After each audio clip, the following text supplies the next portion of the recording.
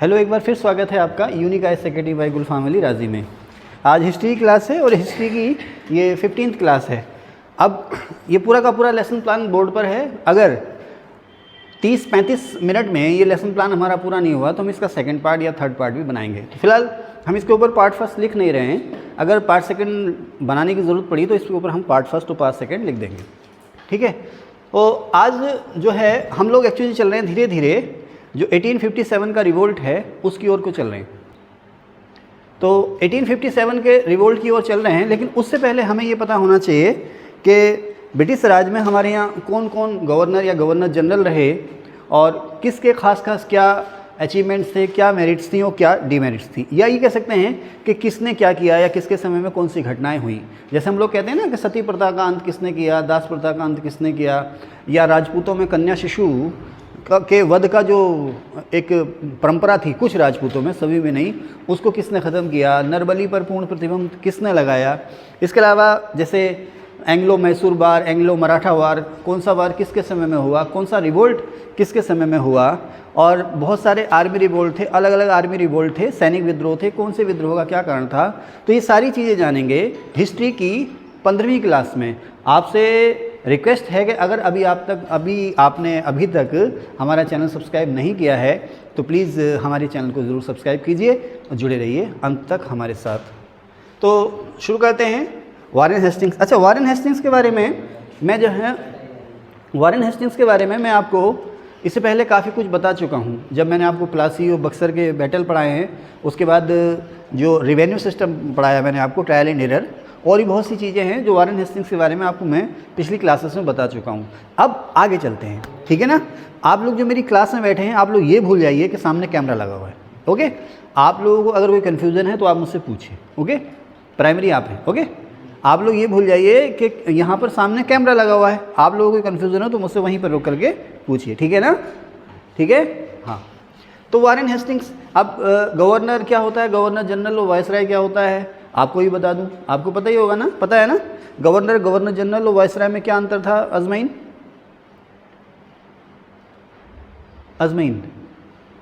Governor general और viceroy, इन तीनों में क्या अंतर है आप लोग जानते हैं। शाहीन,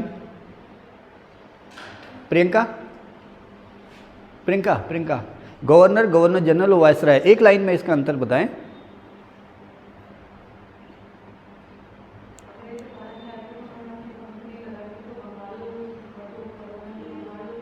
आपको ऐसे बोलना चाहिए, आप लोग भी सुनिए, कि शुरुआत में ब्रिटिशर्स की यहाँ पर 3 कॉलोनी या 3 बस्तियाँ थीं या 3 प्रेसिडेंसी थी, बंगाल, मद्रास और बम्बई। हर बस्ती का या हर कॉलोनी का जो सुप्रीम लीडर होता था या सुप्रीम कमांडर या प्रशासक होता था, उसे गवर्नर कहते थे। जैसे आज हम कहते हैं ना महाराष्ट्र प्रांत, तो अंग्रेज प्रांत की जगह कहते थे प्रेसिडेंसी। तो आज जो महाराष्ट्र है वो था उनका बॉम्बे प्रेसिडेंसी, आज का जो आंध्र प्रदेश और तमिलनाडु है वो था उनका मद्रास प्रेसिडेंसी, और आज का जो बांग्लादेश, भारत का पश्चिम बंगाल, बिहार, उड़ीसा, झारखंड, ये था उनका बंगाल प्रेसिडेंसी। तो 3 प्रेसिडेंसी थी शुरुआत में, और तीनों प्रेसिडेंसी का शासन प्रशासन देखने के लिए एक अधिकारी होता था अलग अलग तीनों प्रेसिडेंसी में, उसे कहते थे गवर्नर। उसके बाद 1773 का रेगुलेटिंग एक्ट आया। उसने गवर्नर को, जो बंगाल का या कलकत्ता का जो गवर्नर था, उसको नाम दे दिया गवर्नर जनरल, और ये कहा कि बंगाल का या कलकत्ता का जो गवर्नर होगा उसे गवर्नर जनरल कहा जाएगा, और वो बंगाल के साथ साथ मद्रास और बॉम्बे प्रेसिडेंसी जो है उनका भी सुपरवाइज़र होगा या उनका भी चीफ एडमिनिस्ट्रेटर होगा या मुख्य प्रशासक होगा। उसके बाद 1857 का विद्रोह हुआ, जिसके बाद 1858 में इंग्लैंड की सरकार ने शासन अपने हाथ में ले लिया। तो उस विद्रोह के बाद गवर्नर जनरल का नया नाम हो गया वायसराय। ये मैं आप लोगों को पढ़ाया ना, मैंने आप लोगों को बताया ना, गवर्नर जनरल का नया नाम हो गया वायसराय। अगर आप लोगों ने कोई क्लास मिस की है तो आप लोग पुरानी वीडियो उठा करके देखिए, सारी चीज़ें मैंने बता रखी हैं, ठीक है ना। तो गवर्नर, फिर उसके बाद गवर्नर जनरल आया, फिर इसका नाम हो गया वायसराय। तो अभी हम बात कर रहे हैं वॉरेन हेस्टिंग्स की। लॉर्ड क्लाइव वगैरह मैं आपको पढ़ा चुका हूँ इससे पहले। अगर आप लोगों ने क्लास मिस की हैं तो आप लोग जो हमारी पुरानी क्लासेस हैं उनमें जा करके देखिए, सबके टाइटल अलग अलग बना रखे हैं। तो 1772 से 1772 से 1785 तक वॉरेन हेस्टिंग्स जो है भारत का ना कह करके भारत में अंग्रेज गवर्नर और गवर्नर जनरल रहा। एक्चुअली जिस समय रेगुलेटिंग एक्ट आया 1773 का, उस समय ये बंगाल का गवर्नर था। इसी के समय में 1773 का रेगुलेटिंग एक्ट आया जिसने बंगाल के गवर्नर को भारत में अंग्रेज गवर्नर जनरल बना दिया। तो इस तरह से 1773 के रेगुलेटिंग एक्ट से, और ये लागू हुआ 1774 में, तो 1774 में वारेन हेस्टिंग्स इस तरह से भारत में पहला अंग्रेज गवर्नर जनरल बना। ये सवाल खूब आता है, अक्सर आता है, रेगुलेटिंग एक्ट कब आया, किसके समय में आया, कब ये लागू हुआ और इसने क्या चेंजेस किए। तो इसमें सबसे ख़ास जो चेंज था वो ये था कि भारत में सेंट्रलाइजेशन या केंद्रीकरण की शुरुआत हुई। केंद्रीकरण समझते हैं ना, इसको आप ये भी कह सकते हैं कि एक सूत्र में पिरोना, अलग अलग हिस्सों को एक सूत्र में पिरोना, और साथ ही साथ जो सेंटर में या टॉप पे जो पावर है वो धीरे धीरे सारी पावर उसके हाथ में दे देना। तो सेंट्रलाइजेशन की शुरुआत हुई और एग्जीक्यूटिव काउंसिल बनी। ये सारी चीज़ें मैं आपको पढ़ा चुका हूँ, जो मैंने आपको चार्टर एक्ट वगैरह पढ़ाए हैं उसमें एक ही वीडियो थी, उसके अलग अलग पार्ट, ये शायद पॉलिटी की 16वीं 17वीं या 18वीं क्लास है, उसके अलग अलग पार्ट्स में ये मैंने बताया आप लोगों को, तो वहाँ पर जाकर के आप देख लीजिए। तो रेगुलेटिंग एक्ट से वारेन हेस्टिंग इस तरह से भारत में पहला अंग्रेज गवर्नर जनरल बना। इसी के समय में मराठा युद्ध लड़ा गया, पहला मराठा युद्ध। जो पहला मराठा युद्ध था 1775 से 1782 तक लड़ा गया था, इसी के समय में पहला मराठा युद्ध हुआ था। पहला मराठा युद्ध का मतलब क्या है कि महाराष्ट्र में मराठा सरदारों और अंग्रेजों के बीच में जो लड़ाई लड़ी गई, कितनी लड़ाइयाँ लड़ी गई मराठा और अंग्रेजों के बीच में? 3 लड़ाइयाँ लड़ी गई, है ना। ध्यान रखना, ये भी इतने इजी सवाल भी पूछ लेगा कि एंग्लो मराठा वार कितने हुए? 3 हुए। एंग्लो मैसूर वार कितने हुए? 4 कि 5? 4 हुए, ठीक है ना, है ना। एंग्लो मैसूर वार 4 हुए, ठीक है। तो आपसे ये भी पूछ लेगा, थोड़ा सा कठिन पूछेगा तो किसके समय पूछेगा, और कठिन पूछ लेगा तो ये पूछ लेगा कि जो सलवाई की ट्रीटी थी वो किसके समय में हुई, या बडगाम की ट्रीटी किसके समय में हुई, या किस युद्ध के समय में हुई। तो अभी उसकी बात नहीं करेंगे, ठीक है।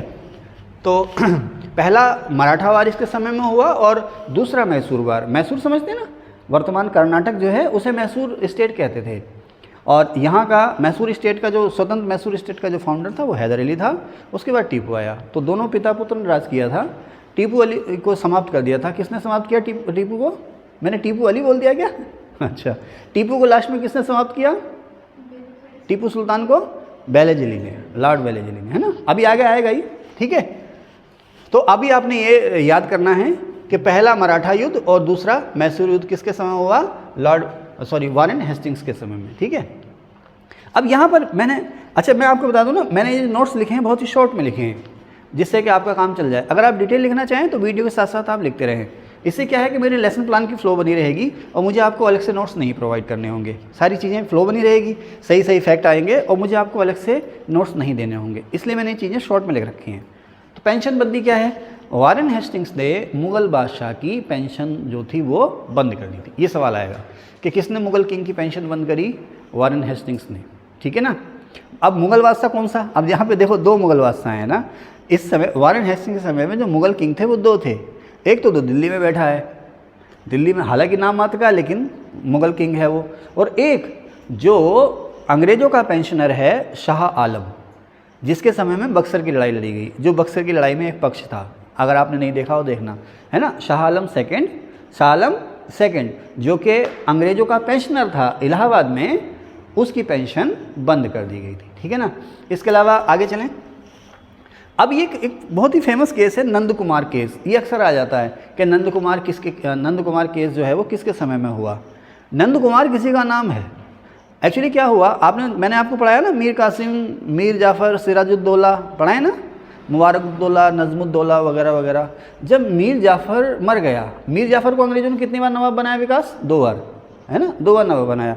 एक बार मीर जाफ़र को नवाब बनाया, फिर उसे हटा करके मीर कासिम को नवाब बनाया, फिर उसकी हत्या हुई, मीर कासिम के बाद फिर से मीर जाफ़र को नवाब बनाया। तो मीर जाफ़र को दोबारा जब नवाब बनाया तो वो 1-2 साल में उसकी मृत्यु हो गई, मौत हो गई उसकी। उसके बाद उसके कई सारे बेटे थे। तो इसी मीर जाफ़र की एक विधवा थी मुन्नी बेगम। क्या? वो वाली मुन्नी नहीं, मुन्नी बदनाम हुई वाली मुन्नी नहीं, ठीक है ना, उसका नाम था, है ना, बेगम थी वो, नवाब की बेगम थी मुन्नी बेगम, ठीक है। तो मुन्नी बेगम का एक बेटा था। मुन्नी बेगम चाहती थी कि मेरे बेटे को नवाब बनाया जाए। नवाबी के दावेदार और भी थे, नवाबी पाने के और भी वारिस थे, और भी लीगल दावेदार थे। तो लेकिन मुन्नी बेगम के बेटे को वारेन हेस्टिंग्स ने नवाब बनाया बंगाल का। तो नंद कुमार जो कि वहीं का एक, जैसे आजकल के होते हैं ना, क्या कहते हैं, विसल ब्लोअर, है ना, जो भ्रष्टाचार को, करप्शन को, ख़राब चीज़ों को सामने लाते हैं। तो उसी तरह का कोई नंद कुमार रहा होगा। तो इसने वॉरेन हेस्टिंग्स पर आरोप लगाया खुलेआम कि इसने मुन्नी बेगम से, किसने, वॉरेन हेस्टिंग्स ने मुन्नी बेगम से बड़ी भारी घूस ली है और घूस लेकर के इसे नवाब बनाया है।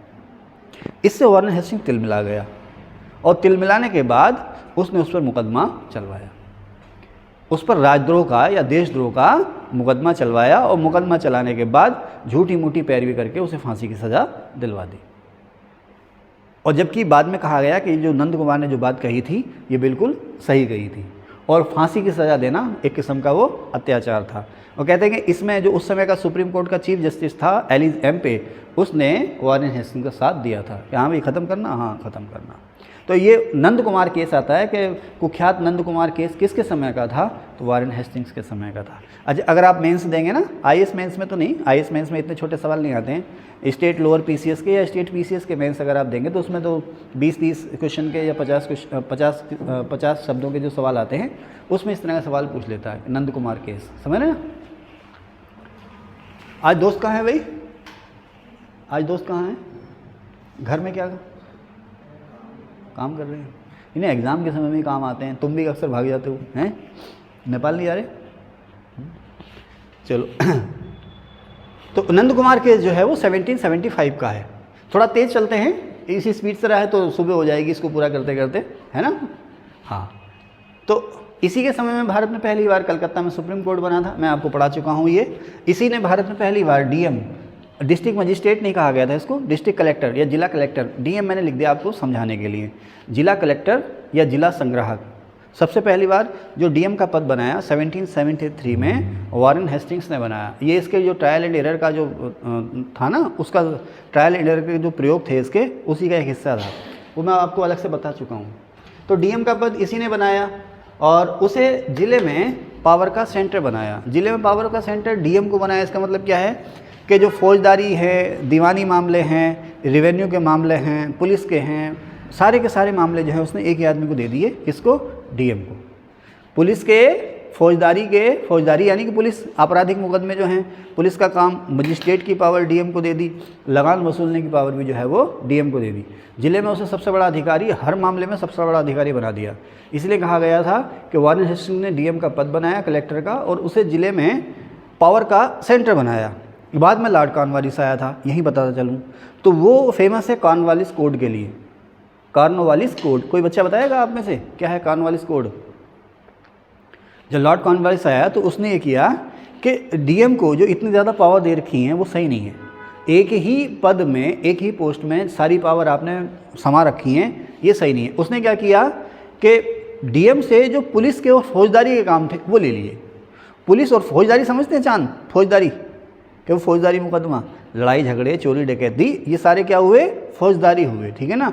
और दीवानी क्या हुए, दहेज, तलाक, और क्या, दहेज, तलाक, मुआवजा, ज़मीनों पर अवैध कब्जा, और क्या कह सकते हो दीवानी मामलों में, किसी के ख़िलाफ़ कोई छोटी मोटी साजिश, है ना, ज़मीन हड़प लेना, ये मामले हुए दीवानी मामले।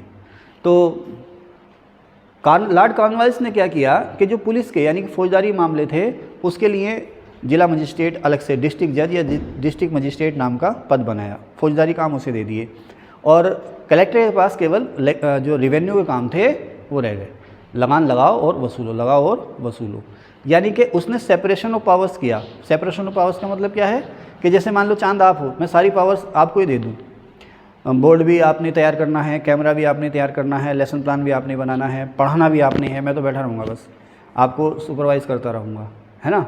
और इसके अलावा और भी जो भी फाइनेंशियल मामले हैं वो सारे आपने देखने हैं, एडमिनिस्ट्रेटिव मामले सारे आपने देखने, सारी पावर तो आपके पास होगी।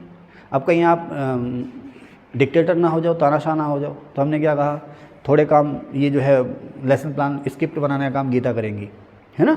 और क्या पढ़ाना है क्या नहीं पढ़ाना है प्रियंका करेंगी, किसने पढ़ानी है कौन सी क्लास अजमाइन करेंगी, ठीक है ना।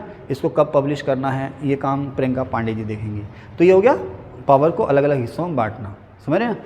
तो वॉरेन हेस्टिंग्स ने क्या किया था, ज़िले में पुलिस के काम, फौज के काम, लगान वसूलने के काम, ज़िले के प्रशासन को चलाने के काम, सारे काम जो थे वो जिला कलेक्टर को दे दिए थे, डीएम को दे दिए थे, समझ गए। तो इसे इसलिए कहा गया कि वॉरेन हेस्टिंग्स ने ज़िले में पावर का सेंटर किसे बनाया? जिलाधिकारी को या डिस्ट्रिक्ट मजिस्ट्रेट या डिस्ट्रिक्ट कलेक्टर को बनाया। लॉर्ड कॉर्नवालिस जब आया तो उसने कहा भाई ये चीज़ सही नहीं है, एक ही आदमी के पास इतनी पावर नहीं होनी चाहिए, तो उसने शक्तियों को अलग अलग हिस्सों में बांट दिया, अलग अलग लोगों में बांट दिया। इसको नाम दिया गया था शक्ति पृथक्करण। शुद्ध हिंदी में शक्ति पृथक्करण, इंग्लिश में आप कह सकते हो सेपरेशन ऑफ पावर्स, यानी कि अलग अलग तरह के काम अलग अलग लोगों को देना। फौज का काम किसी और को, पुलिस का काम किसी और को, रेवेन्यू का काम किसी और को, तो एडमिनिस्ट्रेशन का काम किसी और को। ये सारा जो काम किया उसको कहा गया कॉर्नवालिस कोड। लिख दो यहाँ कई जगह है ये कॉर्नवालिस कोड, अभी मिटा दूंगा इसको, ठीक है ना, समझ गए। तो हिंदी में कॉर्नवालिस कोड को पता क्या कहते हैं? कॉर्नवालिस संहिता। तो आपसे कॉर्नवालिस में अक्सर ये सवाल पूछा जाता है कि कॉर्नवालिस कोड क्या था, या कॉर्नवालिस संहिता क्या थी, या जो डीएम जो था सर्वाधिकार प्राप्त था उसके अधिकारों में कमी किसने की, या जिलों में सत्ता पृथक्करण सेपरेशन ऑफ पावर्स किसने लागू किया? लॉर्ड कॉर्नवालिस ने किया। ठीक है, अभी और बात करेंगे कॉर्नवालिस की, लेकिन यहीं रहते हैं। बात समझ में आ रही है पीछे? क्लियर? चलो ये तो रिजल्ट बता देगा। अब जो famous trial and error, revenue का जो ट्रायल एंड एरर था ना, भूल और सुधार क्या था? एक संक्षेप में भूल और सुधार क्या था? सिर्फ 15 सेकंड में कोई बच्चा आंसर दे सकता? सिर्फ 10 सेकंड में, 10 सेकंड में जो आंसर दे सकता हाथ खड़ा करें। ट्रायल एंड एरर पूरा समझाना 10 सेकंड में, हाथ खड़ा करें। किसी में हिम्मत नहीं है? नहीं, चलिए आप सेकंड गिनिए, मैं बताता हूँ।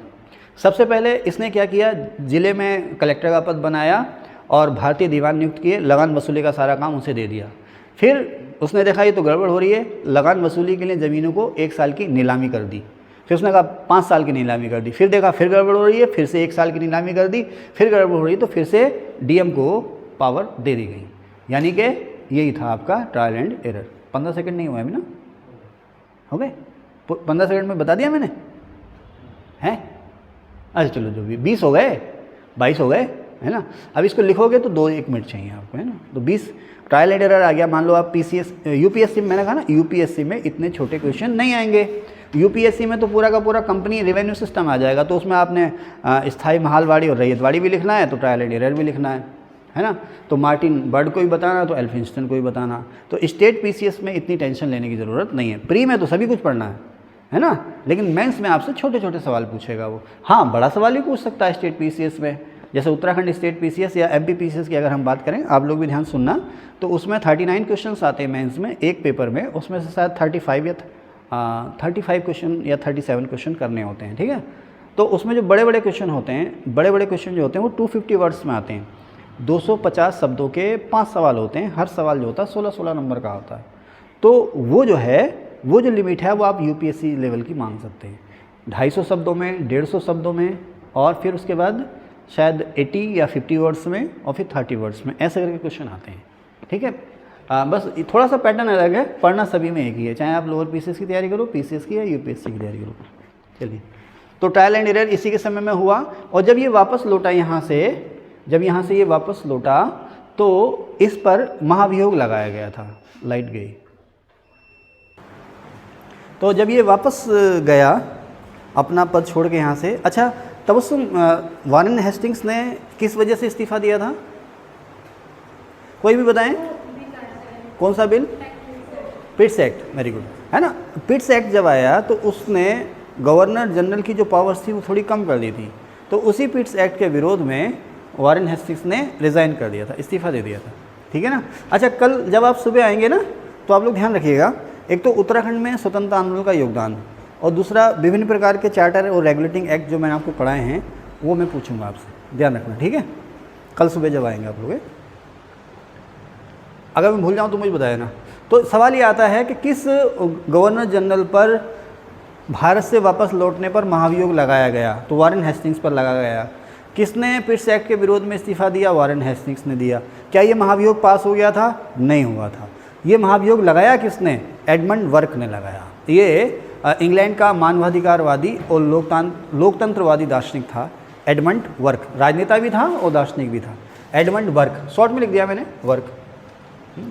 अच्छा, इसने क्या किया था 1772 में जिलों में, यानी कि अलग अलग जिलों में, इसने क्या किया, कंपनी के जो एरिया थे उनको अलग अलग डिस्ट्रिक्ट्स में बांटा, और डिस्ट्रिक्ट्स में बांटने के बाद डीएम तो बनाए थे, इसके अलावा इसने ज़िलों में 2 तरह की अदालतें बनाई, एक दीवानी अदालतें और एक फौजदारी अदालतें, ठीक है ना। तो सवाल आ जाए कि किसके समय में भारत में जुडिशरी रिफॉर्म्स यानी कि न्यायिक सुधार शुरू हुए। न्यायिक सुधार का मतलब समझते हो? सुधार का मतलब ये नहीं कि कुछ गलत हो रहा तो उसे संभालना, अगर कुछ अच्छा भी है तो उसे और अच्छा सही से करना। जैसे आप देखो आरटीआई किसका हिस्सा है? आरटीआई राइट टू इन्फॉर्मेशन, ये भारत में प्रशासनिक सुधार का हिस्सा भी है और राजनीतिक सुधार का हिस्सा भी है, दोनों ही है ना, प्रशासनिक सुधार और राजनीतिक सुधार का हिस्सा भी है आरटीआई।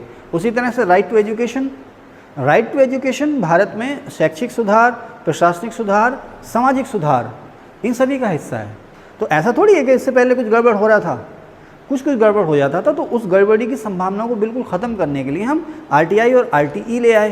तो इसने न केवल गड़बड़ियों को सही किया बल्कि प्रशासन को और बेहतर किया है ना। कहीं कुछ गड़बड़ी हो रही है तो आपके पास ये हथियार है ना। तो उस समझ गए ना, रिफॉर्म्स, इंग्लिश में इसको हम कह देते हैं रिफॉर्म्स या सुधार। जुडिशरी माने न्यायिक, तो भारत में न्यायिक सुधारों की जो शुरुआत हुई इसी के समय में हुई, ठीक है। कैसे? इसने ज़िले में दीवानी और फौजदारी कोर्ट बनाए, जिला दीवानी कोर्ट और जिला दीवानी कोर्ट और जिला फौजदारी कोर्ट। अच्छा, इनसे ऊपर अपील भी हो सकती थी, एक था सदर दीवानी अदालत और एक था सदर निज़ामत अदालत।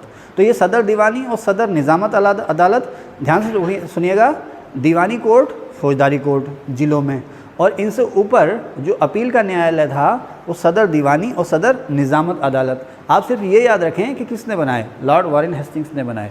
ये जुडिशरी रिफॉर्म्स किसके समय में? वारेन हेस्टिंग्स के समय में शुरू हुए, ठीक है ना। जब अलग से जुडिशरी पढ़ाएंगे तो इसके बारे में और डिटेल में बताएंगे आपको। इसी के समय में जो बंगाल में क्लाइव ने जो दोहरा शासन शुरू किया था, डुअल गवर्नमेंट जो शुरू की थी लॉर्ड क्लाइव ने, इसने ख़त्म कर दी थी और बंगाल का शासन सीधे अपने हाथ में ले लिया था। द्वैध शासन किसने शुरू किया? क्लाइव ने। किसने ख़त्म किया? वारेन हेस्टिंग्स ने। किसने बंगाल के नवाब को हटा करके बंगाल का शासन सीधे अपने हाथ में ले लिया? वारेन हेस्टिंग्स ने। अच्छा, इसी को श्रेय दिया जाता है क्या? अभी बताएंगे, चलिए उसके बारे में। तो इसी ने बोर्ड ऑफ रिवेन्यू या राजस्व परिषद बनाई। मुझे गीता बताएंगी कि जो क्या थी वो सोसाइटी फॉर ट्रेड, ये किसने बनाई? आप बताएंगे? सोसाइटी फॉर ट्रेड, मनी मन बता दें आप आंसर। आप बताएं सोसाइटी फॉर ट्रेड किसने बनाई? विलियम एंटिक, विलियम जोन्स, और आप बताएं? इमरान जी बताएं। सोसाइटी फॉर ट्रेड, व्यापार समिति किसने बनाई? हैं क्या? लॉर्ड क्लाइव ने बनाई। सोसाइटी फॉर ट्रेड किसके लिए? नमक, सुपारी और तंबाकू के लिए। देखना भाई, वो हंस रही है, आपकी मजाक बना रही है, आप जानो, ठीक है। आप आंसर नहीं दे पाए, वो हंस रही है, आप जानो, ठीक है ना। जाते हुए बस में देख लेना इन्हें, ठीक है, गौर से देखना है। तो नमक, सुपारी और तंबाकू के व्यापार के लिए सोसाइटी फॉर ट्रेड बनाई थी। तुम इतनी देर से क्यों आई हो? कोचिंग तुम्हारे पड़ोस में, 12 साल से हम यहाँ पढ़ा रहे हैं, तुम्हें पता ही नहीं। पहले आती ना, आपसे बात कर रहे हैं, हाँ पहले आना चाहिए था। ओके, तो सोसाइटी फॉर ट्रेड किसने बनाई? लॉर्ड क्लाइव ने। और बोर्ड ऑफ रिवेन्यू या राजस्व परिषद किसने बनाया? वारेन हेस्टिंग्स ने। और एक और था, अजमैन बताएंगी, शायद बता देंगी, एशियाटिक सोसाइटी किसने बनाई? विलियम जोन्स ने। किसके समय में? हाँ शाबाश, लड़की होशियार है, ठीक है। बस अंक गणित से डरती है, सर अंक गणित मत पढ़ाना। एक दिन मेरे हाथ में किताब देखी, मैथ की, मैं आया तो ये देख के घबरा गई। मैंने क्या पढ़ा है? सर अंक गणित मत पढ़ाना, इसके अलावा कुछ भी पढ़ा दो। अरे भैया मैथ, वो इरफान कह गए ना, इरफान, अरे भैया मैथ इंग्लिश पढ़नी पड़ेगी, नहीं तो नहीं लगेगी नौकरी, और नहीं लगेगी नौकरी तो किसी के घर जाके मसाला पीसी, है ना, सास के अत्याचार सही, सोच लो। हाँ चलेंगे आगे। तो बोर्ड ऑफ रिवेन्यू किसने बनाया? वारेन हेस्टिंग्स ने। ओके, आगे चलें 1772 में। अच्छा, 1781 में इसने एजुकेशन को बढ़ावा देने के लिए कलकत्ता मदरसा बनाया। ये अरबी फ़ारसी माध्यम का विद्यालय था। इसमें मतलब अरबी और फ़ारसी माध्यम में शिक्षा दी जानी थी। इसको नाम दिया गया था कलकत्ता मदरसा 1781 में। बाद में फिर जो है कि बनारस में एक संस्कृत कॉलेज भी बनाया गया था। वो कब बना, किसके समय बना, उसकी बात बाद में करेंगे, ठीक है ना। तो कलकत्ता मदरसा किसके समय बना? वारेन हेस्टिंग्स के समय में, 1781 में। एशियाटिक सोसाइटी के बारे में आपको अलग से पढ़ाएंगे कुछ ज़्यादा। ये जो एशिया, भारत सहित एशिया का जो प्राचीन ज्ञान, विज्ञान, दर्शन, धर्म, साहित्य, संस्कृति, इतिहास है, उसको जानने के लिए, उसकी खोज के लिए एक सोसाइटी बनी थी जिसका नाम था एशियाटिक सोसाइटी। और भारत में थी ये, तो इसको एशियाटिक सोसाइटी फॉर इंडिया भी अक्सर कह देते हैं, लेकिन एक्चुअली इसका एशियाटिक सोसाइटी नाम था और इसका हेडक्वार्टर था कैलकाटा में। 1784 में बनी थी और इसका 1784 में बनी थी और इसको बनाने में हेल्प दी थी वॉरेन हेस्टिंग्स ने। इसको बनाने वाला था विलियम जोन्स। तो हम लोग विलियम जोन्स के आभारी हैं कि इसी एशियाटिक सोसाइटी के प्रयासों से ये जो आप देख रहे हैं ना, मौर्य काल, गुप्त काल, सिंधु घाटी, वैदिक सभ्यता, यही लोग इसको सामने लेके आए। आगे चले।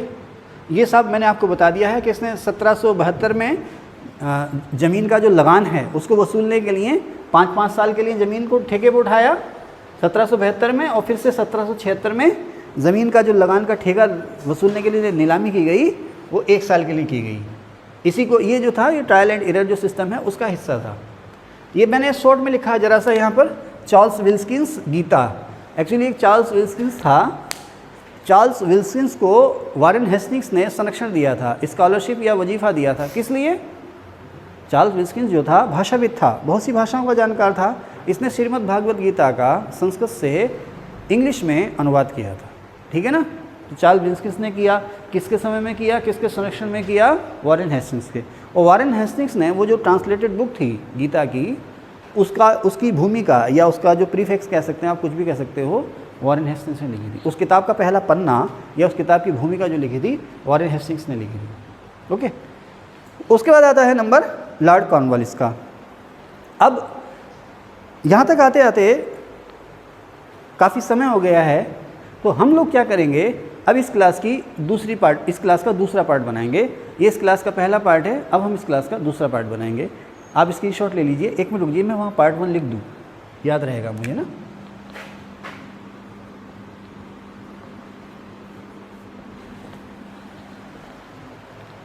Thank you.